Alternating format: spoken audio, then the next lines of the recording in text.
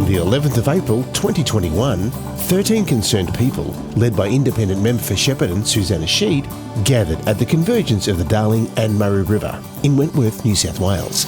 The mission? Over the following 7 days, track the path of the Darling River and find out about truth and water.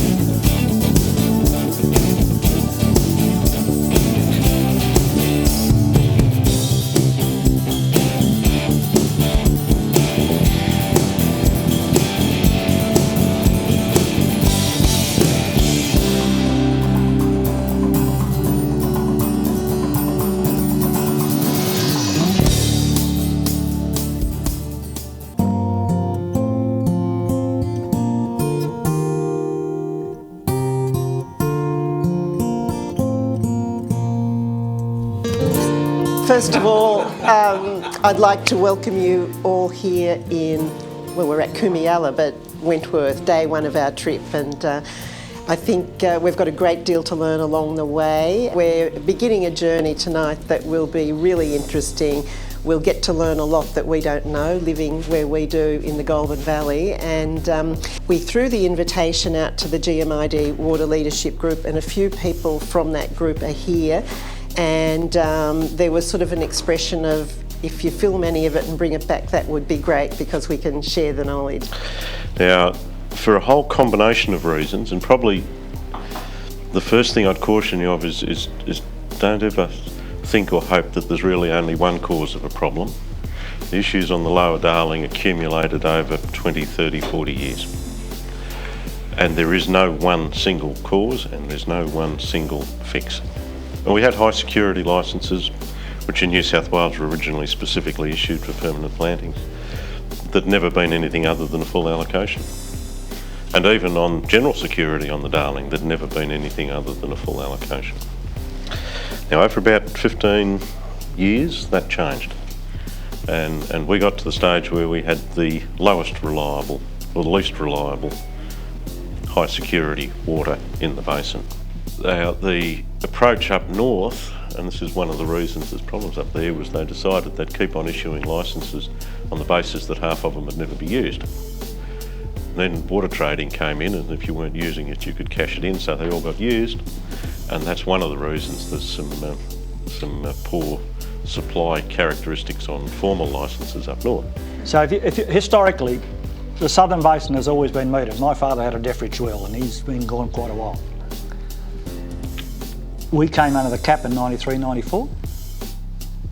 Now we have telemetry, so I don't think we can get any more honest than what we are now.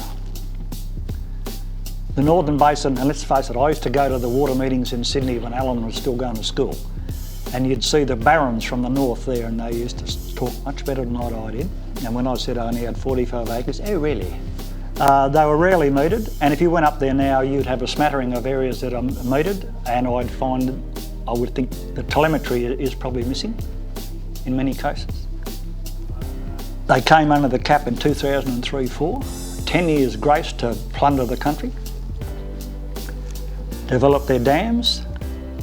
So now you've got haphazard metering, haphazard telemetry. Floodplain harvesting has never been measured, and they wouldn't know what it was. Half the infrastructure that is there now is illegal. Continuous accounting up to 500%. You're getting the drift? After an early rise and a quick trip to the convergence, the group set off for Menindee, with a couple of stops along the way.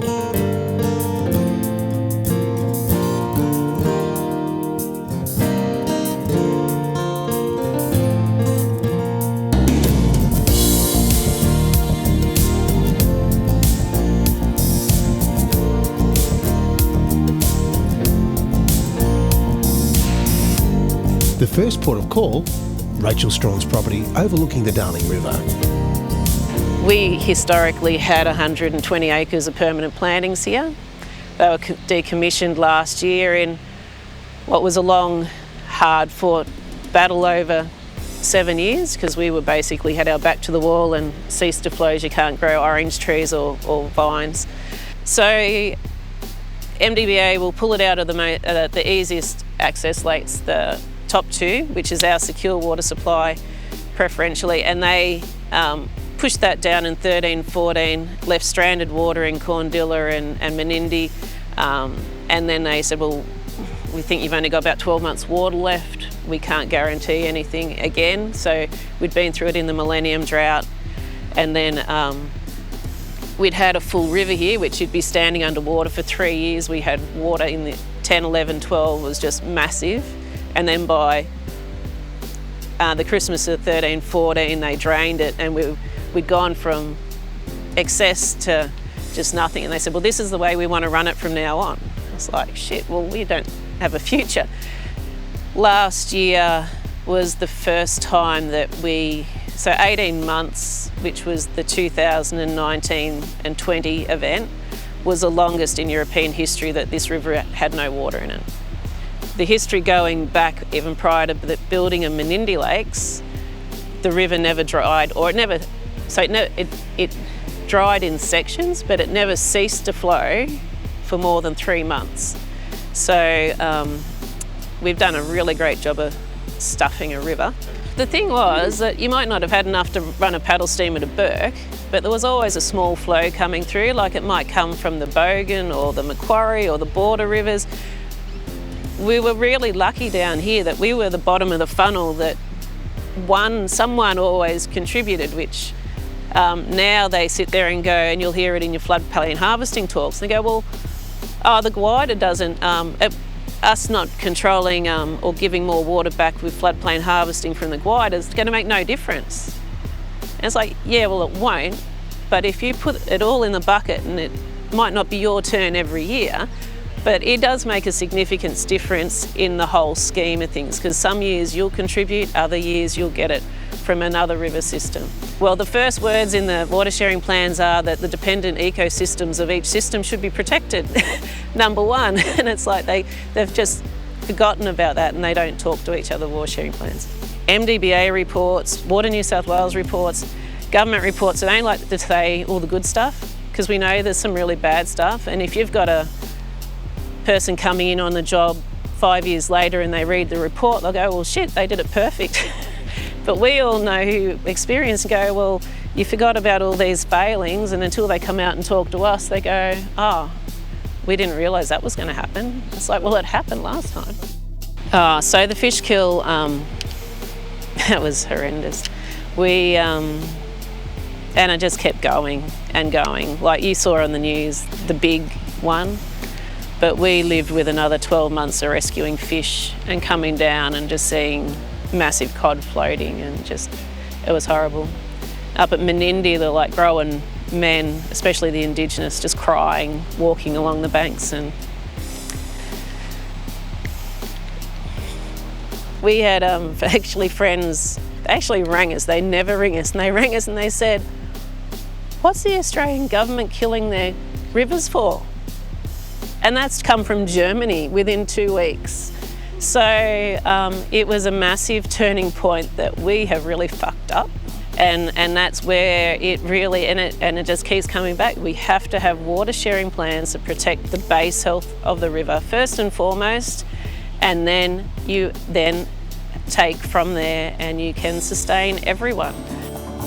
After some amazing Darling River hospitality and further education on this amazing property, the crew set off once again, bound for Wayne Smith's property, Corolla Station.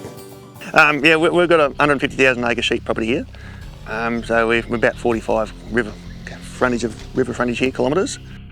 All of the reports prosecute the case that Menindee needs water and for the fish and all that. We've had, I think there's been about 4 reports done on the lakes now. The fish kills report, and NRC did one, I think, and they're all sort of saying that the water's not getting to Menindee. They've all basically said, including the ICAC, that the priority has been on irrigators further upstream. And it's plain to see. We did ask that the Menindee guys have a meeting with the Barwon Darling people that are affected up there. We'd like to have a meeting, and the Barwon Darling guys politely declined that idea, but they'd like to meet the guys further up there to talk about the water that's coming down from there. So that's, not everyone's got to try and make a living out of it, and we're not just out to stop them completely. I think there is opportunity there to take water, but it's not an A class, it's not B class. It's only when it's higher than that. Why? Is there 300% carryover?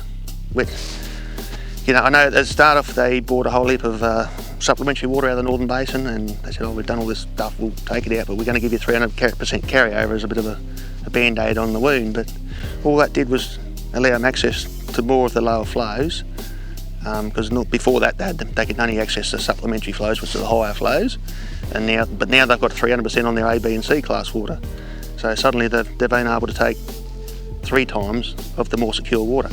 But now that there's about 80% of it owned by 2 people up there, as soon as it's down in that A class, they'll pump all their B and C class first, and then when it drops back down to A class level, they just take that as well. And that's what kills us down here. That's really stopped the small flows. Then you get the argument from the water minister's office, I say, there was not this current one, but previous ones would say, it's only a small flow, you might as well pump it. It's only a small flow, you might as well pump it. And what? One flow gets there, the next one goes a bit further, and the third one makes a Menindee, but none of them are getting past Bert because they no, you might as well pump it, it's only small. It's not going to make Menindee, you might as well pump it. So that's got to stop. They'll say that water at Menindee's waste is just evaporation basin. That's all it does down there. Water goes in the Menindee and evaporates, so it's being wasted. Though they don't mention that water in the Menindee Lake will produce, 2 billion yellow belly or spawn, and then down the river, and then those fish go all the way down the system into the Murray and supply, was a $2 billion amateur, amateur fishing industry that is a big part of everywhere along the Murray. And you talk to the fish researchers, they'll tell you there's, a whole heap of those fish out of Menindee, the ones that are in the system now. Yep, over 80% of those fish are in that sort of, they're about that long now, 45 centimetres I think. They're all from Menindee Lake, spawned in Menindee Lake. So I thought I was probably 2 or 3 years ago, I sort of looked around and thought, there's no one in my section that's advocating the river. And Rachel and Alan down further done a really good job for a long time, and Graham's moved into Menindee and he's doing a pretty good job. And Graham's only a local, he's not he's only a new guy to the area. He's taken a good go at it and having a crack at it. So some of the local guys around the place could probably stand up a bit more and give him some help too. But so if I don't do it, my kids won't get to see the river, so I've said, I've got to have to do something. So.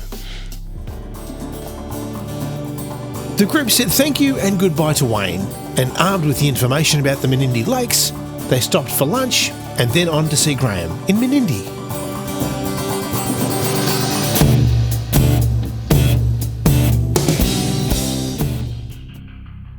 As chair of the Elders Council with the National Parks, just with the being on our country and just learning more and more each time we come out.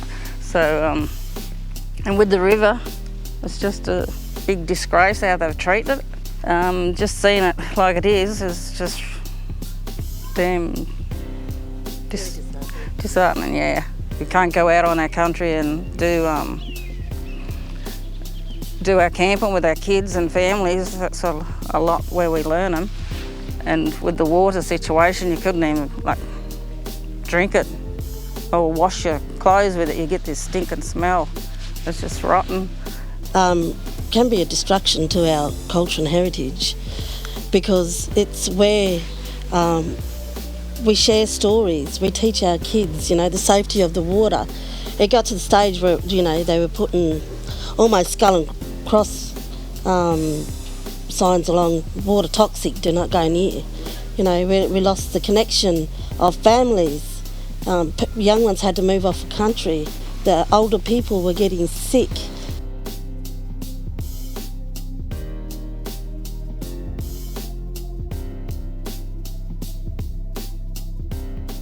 As much as you can save a bit more water in there, by the time you tip that water into here and run down there, there's very little difference to actually just letting those lakes full. It obviously depends on the volume that's come down the river. 16, 17, you could have fitted that whole flood into Lake Menindee. But then by the time you let it come down here, you probably would have saved between 150 and 200 gigs of water difference. So that's the only opportunity we've had in the last decade from 2012.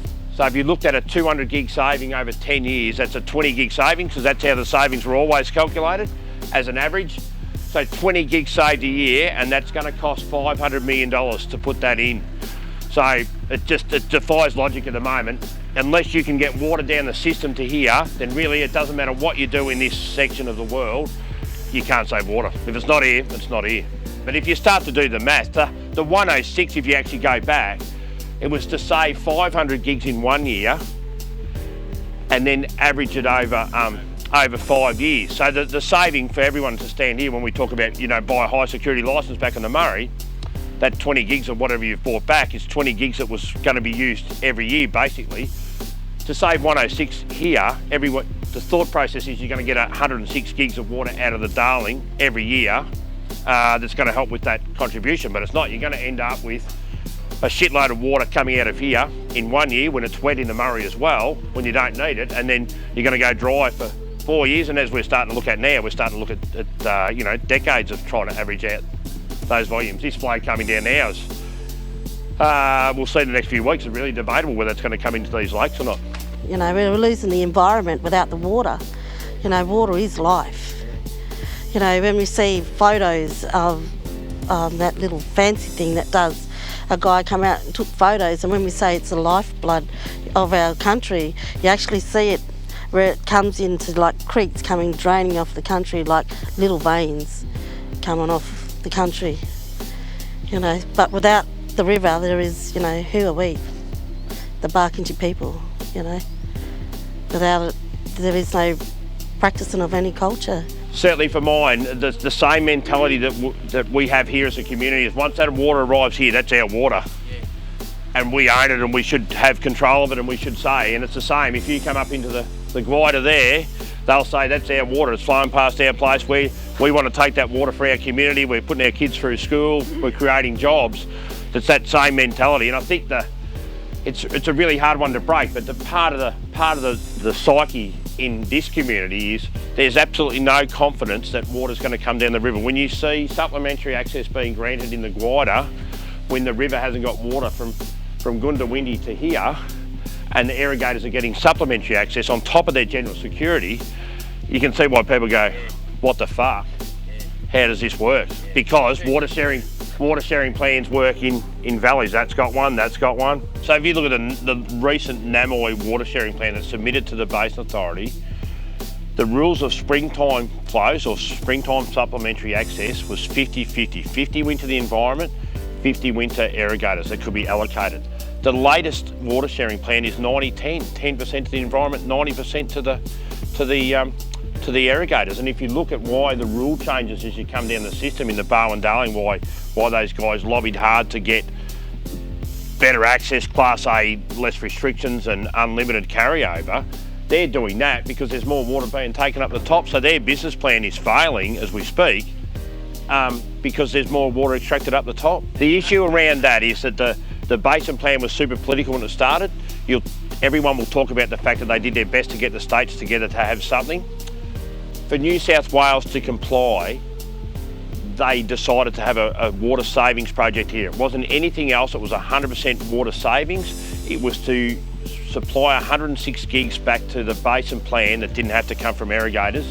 The Basin Authority is almost held at ransom by New South Wales because if they don't get the 106 from a water savings at Menindee, then potentially they walk away from the plan. They potentially have to go and buy water back from down through Griffith and the Murray, which is super politically unpopular. So you're better off to have an environmental issue here with 500 people than you are to actually balls it up and actually get out there and do what you're supposed to do. We're not in the Northern Basin here, we are the southern connected part of the Murray. So any water savings that aren't achieved in this region have to come from down in here.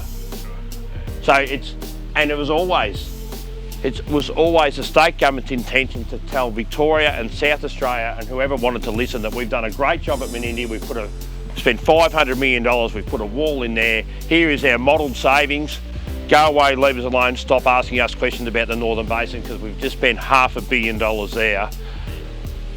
In 10 years' time, when the rest of the country works out that $500 million has actually done nothing at all except piss more water up the river, so to speak, the damage is done.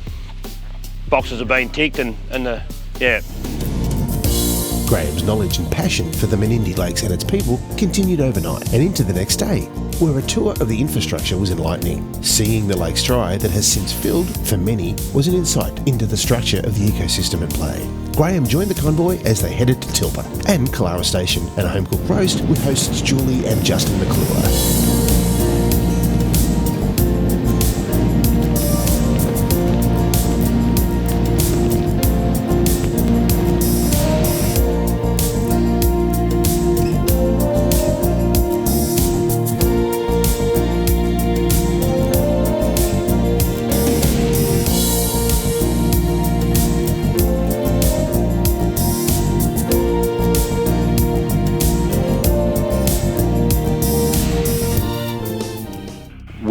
Above us is the Warrego, which over when the Darling is up and the Warrego water can't get in, it waters our backcountry. And Kalara is now 116,000 acres. Sorry, I should have mentioned that.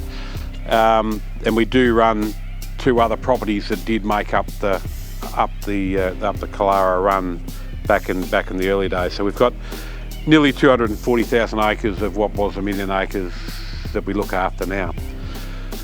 Irrigation here at Kalara, as I mentioned earlier, sort of was mainly for horses and for growing a little bit of stock. Our family, before we came here to Kalara, we were down at Wilcannia, and our family came to Murtee at Wilcannia on my grandmother's side back in the 1880s, and they actually grew grapes down at Murtee. And they actually exported sultanas back to Europe. So there's been a long history of irrigation here at Kalara. I think the water that's in the system and the water that we get, in a nutshell, is the water that the northern valleys can't harness. What's left over? What we're getting here is water that can't be managed in the north.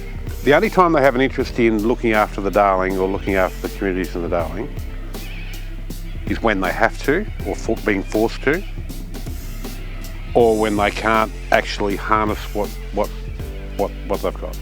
I guess there's two issues here. There's a low flow issue, low and medium flows, which that satisfy a critical human need, and I guess that issue is policy failure at a level where there is no respect for your fellow neighbour and for the people downstream. The upstream valleys just want all of the flow. They want all the water at the low levels, and that's the first bit we need to fix. There are farmers up there, and there's millions and hundreds of millions of dollars that have been incorporated in floodplain harvesting that's been happening at a different level. And there's been a large acceleration in that level of infrastructure to actually harvest that water in the last 10 years, and I've got no doubt. You know, the upstream valleys of the Barwon and Darling, they've got water sharing plans, but there's no end of valley targets that recognise downstream. So what can we do about it? We can put a bunch of rules around floodplain harvesting to minimise the impact of floodplain harvesting, because floodplain harvesting licences are going to be handed out. I've got no doubt about that. With the hospitality of the McClures and Kalara Station in the rear view, it was on to Dirranbandi, just above the Queensland border, with a stop to talk to floodplain grazier Ed Fessy on the banks of the now full and flowing Colgoa River. But first, Stuart Brown reflects on the dams the group saw from the main road, en route to Bullabellaley Station, 110 kilometres northwest of Brewarrina.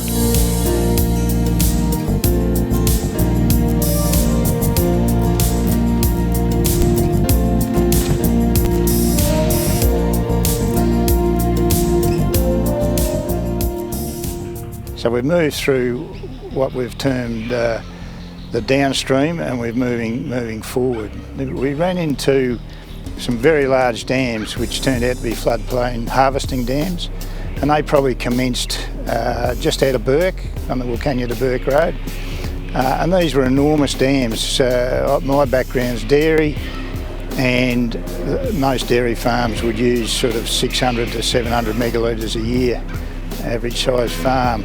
these dams were in the orders of thousands of megalitres.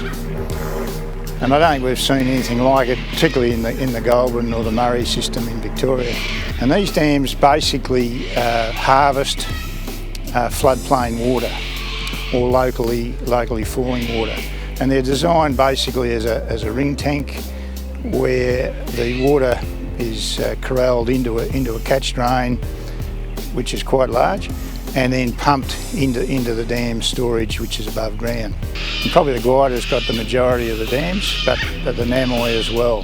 What's interesting, in a big event, yeah, the dams are filled and it'd have very little impact, one would think, on downstream. The difficulty is that if it's a low event, then what happens there is the water is collected, but it doesn't move downstream. And that's the concern of the people downstream, and obviously it's to the betterment of the people upstream. But one would think that by taking water at the top, you're reducing the ability of water to move down the system as it did naturally. There's 90,000 megs a day going past this point. So if you get down here at eye level and look out, you'll see there won't be much country above eye level, very little. And indeed, where we pulled up at the mailbox, all that country was underwater as well. So we have 45,000 acres here and 36,000 of that goes underwater. Not by much, but it goes underwater at that sort of level. So here in 1890 is the highest flood we know about. So it got up to there. So they say that's about 140,000 megs a day. Now this is where the interesting thing gets. They're quite exceptional floods. In 1983 it was considered a pretty big flood and very handy. We only needed 70,000 megs a day to get to 9.8 to 5.98 metres, and so that's it. Once you go down to 5.76, and we've still got a lot of water over this country, you only need 41,000 megs a day. In 1984 we got to 8,722. That was a really viable, a great flood and a very dry time for us, very valuable flood. So even then, if you get down to eye level and throw out, you'd say, oh, okay. It got out to that ground tank out there we just went past. So it's actually quite extensive. Then you get down to 5.4 is 5,000 megs a day. Now here you go.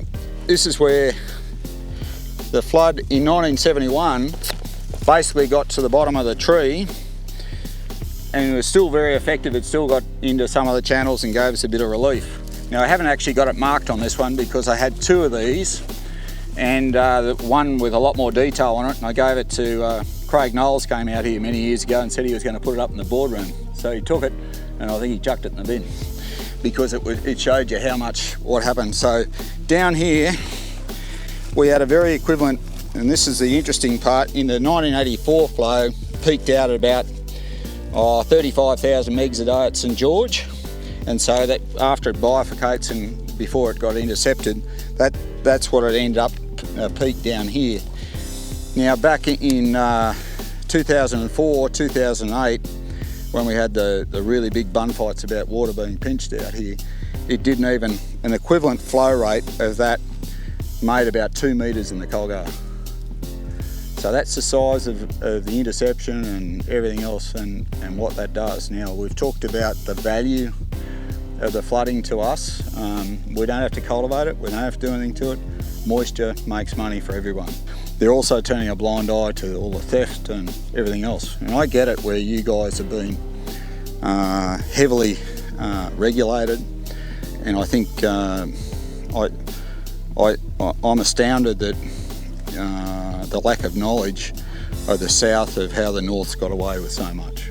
This is where it gets a bit interesting. When they assume average antecedent conditions when they're talking about yield and flows into the river, and when you actually go back and put real-time or real data, say over the last 20 years of the runoff in those years and the interceptions and everything else, it doesn't match the model.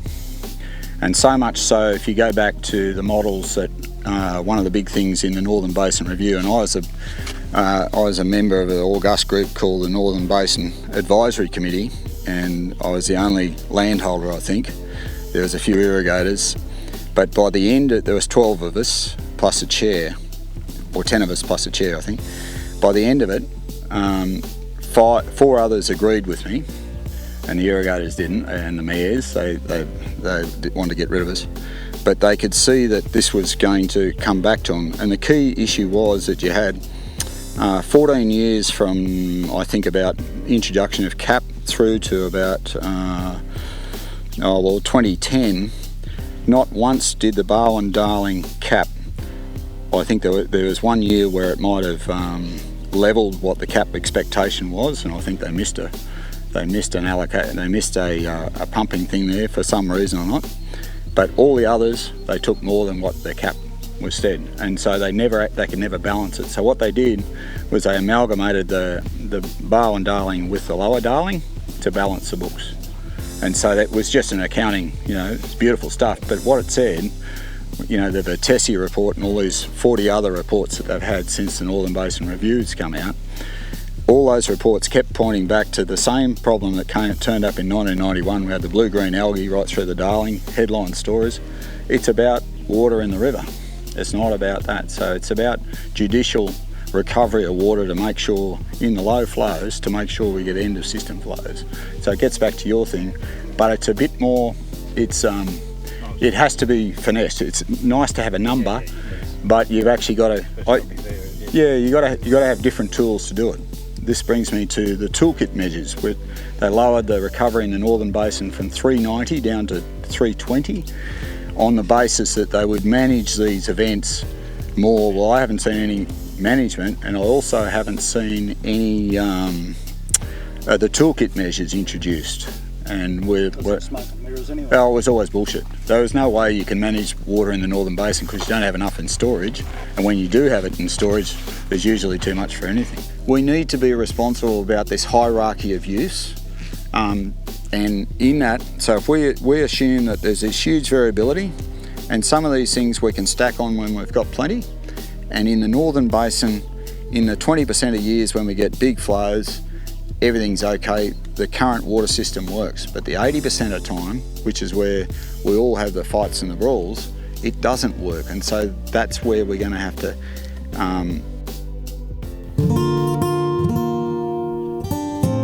This saltbush-laden country was something many of the group hadn't experienced, even among the well-travelled. The recent rain event had ignited the often barren and inhospitable landscape to a sea of amazing lush green undergrowth. Ahead was more driving, but thankfully the endless dirt road had turned to wonderful bitumen. The group made their way for Dirranbandy and the impressive Cubby Station. CEO Paul Brimblecombe talked about the recent rain event and the amount of water headed his way. So that 300 gigalitres that came through St George, it got to the bifurcation, and being a medium flow, low to medium flow, it bifurcates on a 50% each way. 50% down the volume down the Colgara and 50% down the Blonde Miner and onto the Narran.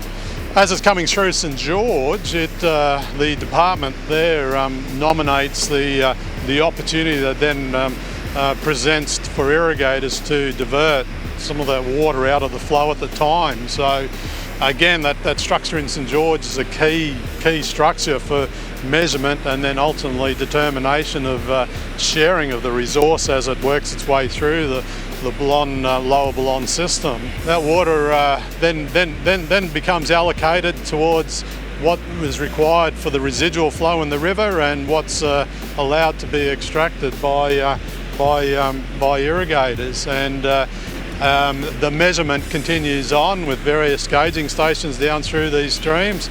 And it's important for us to understand that the downstream requirements are being met. And our measurement capability goes back to 2003, where we've measured our authorised diversions to check against what we're entitled to take. Plus we've got all of the water storage infrastructure part of the water planning process in Queensland. The Condamine Ballon, a part of that process, all of the infrastructure required to be certified by a registered engineer. So storage behaviour, inflow, usage, is all about storage behaviour, evaporation.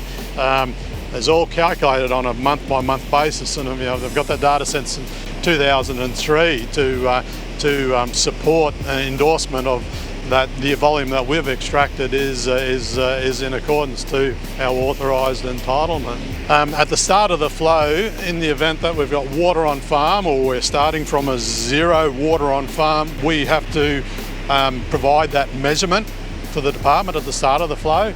We provide that. It's then on a daily basis. We're ultimately working towards that transparency. We've got telemetry. I'll pull up any day every 15 minutes. What's happening in this stream is coming to my, and ultimately that will be the department's position. The meter on the river, the measurement on the river. We've got the meter on the structure. We've got the meter just downstream.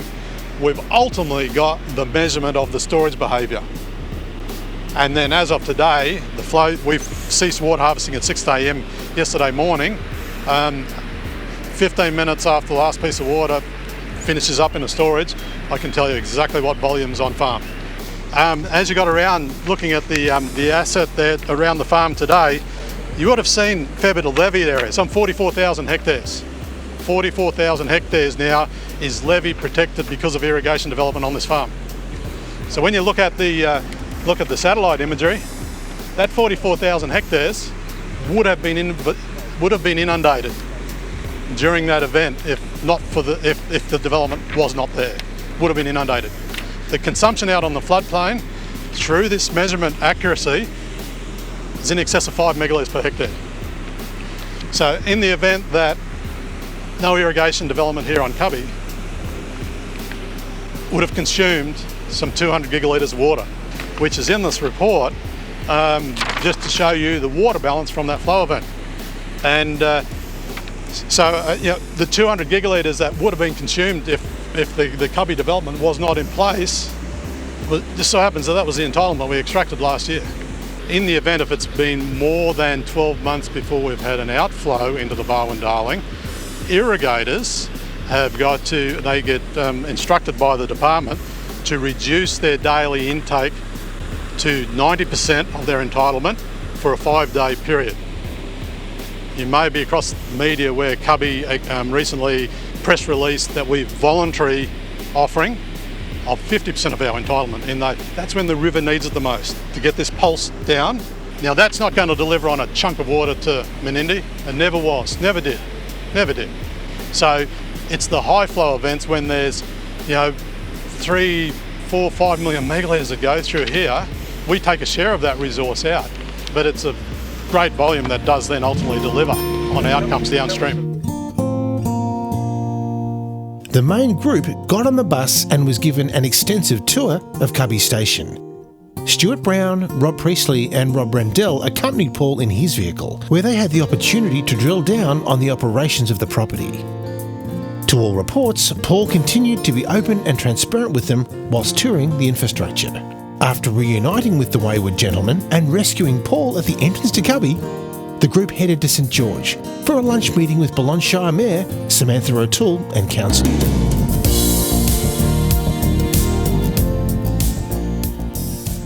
A little bit about our shire. So we're 31,000 square kilometres, bigger than some European countries. We have 7 communities that cover off in the shire, and several different river systems that eventually work their way down into the Darling and into the Murray system. So we have a population of about 4,500 people scattered around, of which about 60% of those live in the town of St George. We commonly refer to ourselves as river country.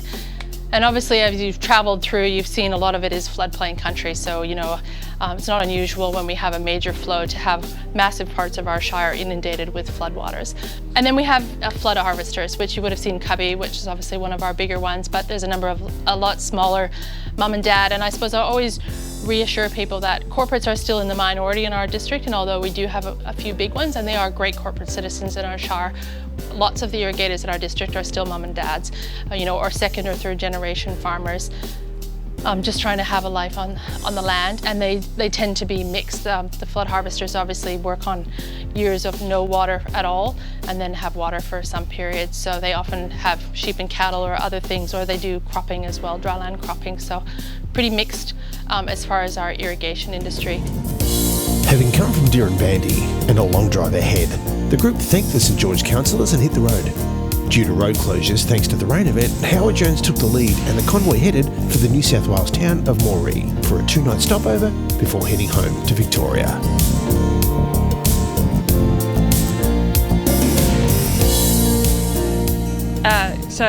Dave here and the farm are a mix of high security and groundwater now, and that's how they support their permanent horticulture. So here we had a restriction on our irrigation approvals, and in particular our water sharing plan, not to use general security for permanent plantings. We're not allowed. So they're our major high security entitlement holder here. We've got two types of irrigation here. There's surface irrigation and drip irrigation. So 40% of the mature orchard, we've got about 70,000 trees, 700 hectares here that are about 50 years old. And back in 2008, we converted 40% of those to subsurface drip irrigation. And that sort of water savings allowed us to expand. We've now planted another 60,000, 70,000 small trees. We're up to about we've got 1,000 hectares planted now, and we plan to plant another 250 hectares. Going through a metering update at the moment, and we've sort of, with the new technology, things have got to be patent approved and be able to be telemetered. So we've always had meters here and have always, taken pride in being compliant and always doing the right thing, only taking what you're entitled to. It's in the last year or so, I think I've spent 100 grand or so at different sites on new water meters. They're not cheap, any of that new technology, and we've still got some issues with our telemetry, getting it to be able to work in all these sites. So we're not seeing the benefits of that in prices, obviously, because there's still a lot of manual labour that's required.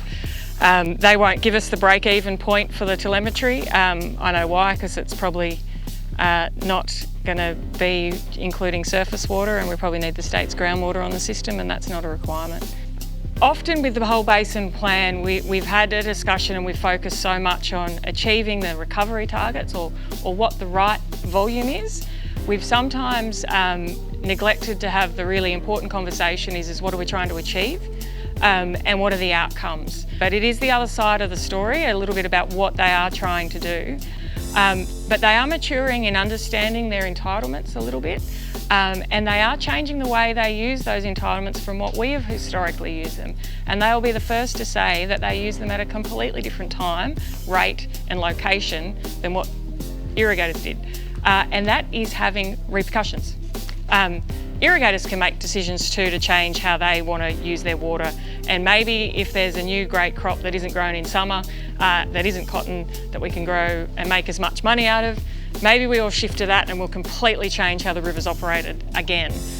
The challenge is that we have experienced that river stopping too, and that explanation of Dave having, for the first time, those really critical delivery issues is unusual for us, and that is a fact of that those combination of summers were more extreme than we'd seen in both temperature and rainfall decibel declines. And that's what we've experienced, right? The purpose of that dam infrastructure too is one of the other key things, which is why we're going to a collection of farms, is to show you why we've got that. And so part of that is our irrigation development and those requirements, but the key one is that deliverability out of Copeton for us, that time delay, and that fact that not all of the inflows in this valley in particular are captured in that dam. If we had a dam just upstream of here, which is the second site that was always talked about, we wouldn't have supplementary entitlements, we'd just have more high security probably. But we didn't get that second dam, and so industry in response to that built private infrastructure at the request of government because they were having trouble delivering their entitlements and we have those couple of quite significantly different management rules here, like dam wall debbiting, and that common behaviour of bulk water deliveries.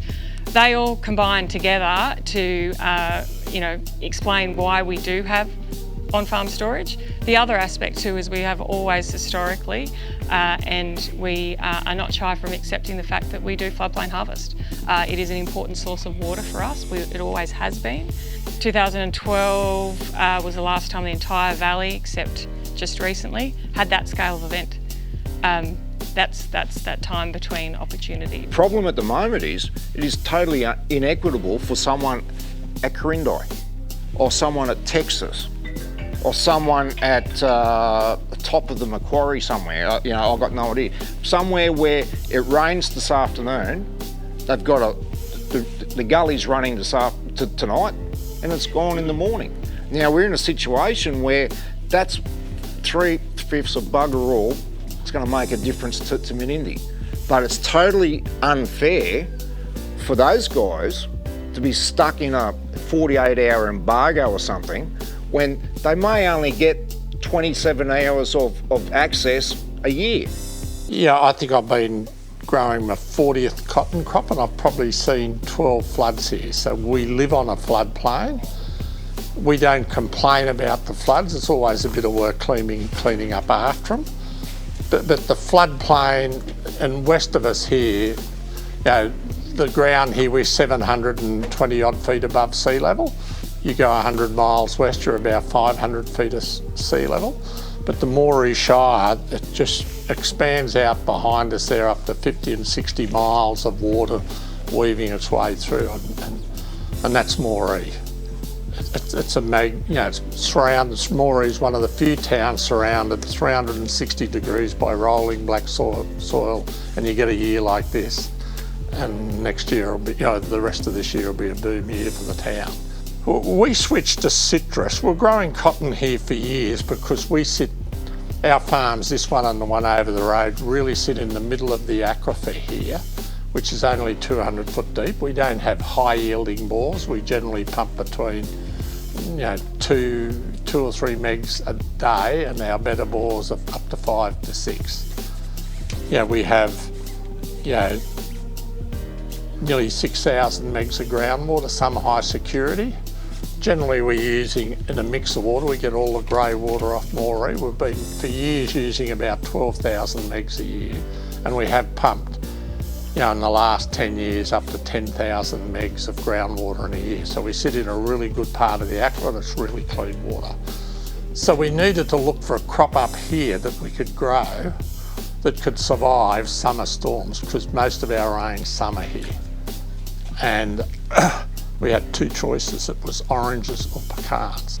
The climate lends itself to citrus production. I mean, the cool winters, summer rainfall, which we didn't have the past 2 years, but we had enough this year, and hopefully same next season. Cooler winters gives us good colour, good internal qualities. Hot summers, we don't have pest and disease other than the gold wasp, partly due to our high summer temperatures. So we are really close to being unintentional organic farmers. And I set out with cotton growing, we're doing about $250 a megalitre on average. We could get up to $350 using groundwater. I set out to do $1,200 I thought I could get out of the citrus for juicing, but our numbers telling us now, using the same price they're using for oranges out of Griffith, we're very close to $2,000 a megalitre. After 6 days of dry and sunny weather, day 7, the heavens opened, and the group woke to heavy rain for the journey onward. As was the routine, it was early rise to get on the road to see as much as possible on this extensive but time-sensitive journey. After a pit stop for coffee and breakfast in Walgett, it was back into the vehicles and follow Howard, who yet again was taking the lead, heading west to what was possibly the most stunning location yet on the last day of the Truth and Water Tour, the Macquarie Marshes.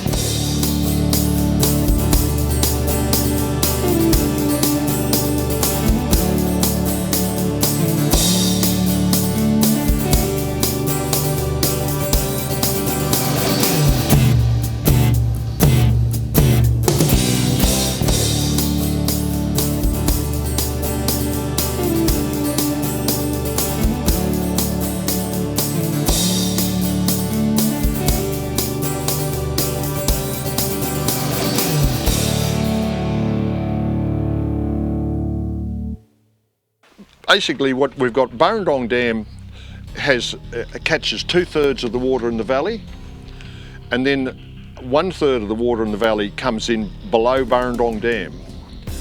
And then when we get down to, so when you get down to the bottom of that green section there near Narromine, all of that is inflow into the river. From Narromine down, the rest of that blue spot, the river is actually dissipating. And just to give you a few numbers, the capacity of the river at Narromine is about 120 or 150,000 megalitres a day. 180. By the time it gets to Warren, it's 18. Oh, by the time it gets to Marebone, which is the next spot down, it's about 4. By the time it gets to the bottom of the marshes, it's even less. So that's crazy, but that's the way this river system works. And the pink area is another catchment. That's the Castlereagh River, which runs parallel to the Macquarie, and it has it in the Bogan, which is on the other side, on the bottom left-hand side of that diagram. Neither of those two valley systems have a headwaters dam on them. They're all free flowing. Considering that the Macquarie is the only one that has a headwaters dam on it, and the other two rivers don't, and they are major flowers to the Barwon system, the recovery of water has been lumped across those three valleys. So that when you see the stats in the Murray-Darling Basin stats, they'll tell you that only 10% of the water has been recovered out of the total flow for these valleys. But in actual fact, what's happened is that 30% of the water has gone out of the Macquarie Valley, have been recovered. We have a neighbour over there, just over the road, and he says, I'm an irrigator too. He doesn't have a megalitre of water, but he ponds, and we've ponded here to keep water on that particular piece of landscape. They're a big user of water plantation. We're all using water as best we can. We're all doing the same thing. We're all doing the same thing. Yeah, I know. Yeah. And we want the others to stop. Yeah, exactly. You go home. And go home they did, as this was the end of the Truth and Water tour. Some 4,000 odd kilometres, friendships made, heated discussions had, much banter on the UHF, and many beverages of varying kinds, but not before a walking tour around the stunning Macquarie marshes.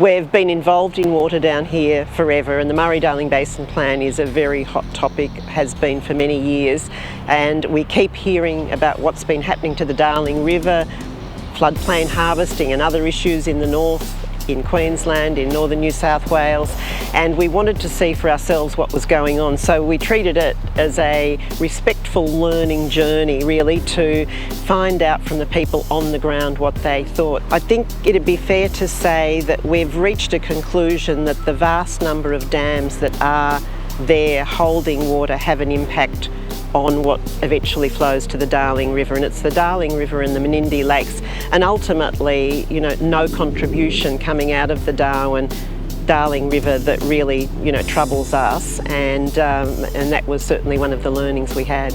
I think it was very disturbing in a way to consider that every community along the way, you know, regards itself as hurting in some way, regards itself as, you know, being an absolute advocate for its own community, and there is a real lack of a sense of a whole Murray-Darling Basin community, and what we saw is a community that's disconnected from the north to the south, and that is a great pity, and I think that is something we will talk about as a group going forward to see what we can do about trying to address that issue, because we're seeing communities that are each operating in their own space, not working together, not seeing ourselves as part of a connected community, and that is a significant part of the problem.